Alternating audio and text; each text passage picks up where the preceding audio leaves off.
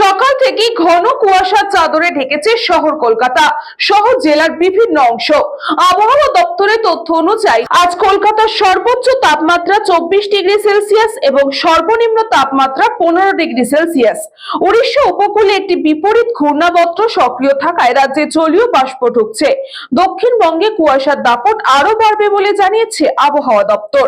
5ই জানুয়ারি সোমবার থেকে শুরু করে পরবর্তী 12ই জানুয়ারি পর্যন্ত নতুন করে বাংলার সব জেলাতে জাঁকিয়ে শীত পড়ার সম্ভাবনাও রয়েছে।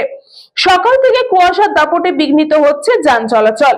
এছাড়া উত্তরবঙ্গের জলপাইগুড়ি ও কালিম্পং জেলার কিছু অংশে হালকা বৃষ্টিপাত হওয়ার সম্ভাবনাও রয়েছে। শুধু তাই নয়, দার্জিলিং এর দুই একটা জায়গায় হালকা তুষারপাতের সম্ভাবনার কথা জানিয়েছে হাওয়া office.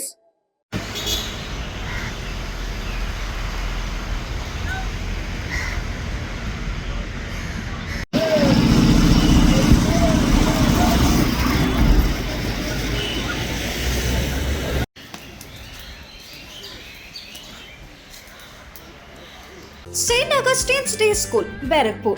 Success for every child. Admission open 2026 to 2027. Contact number 900793 4555.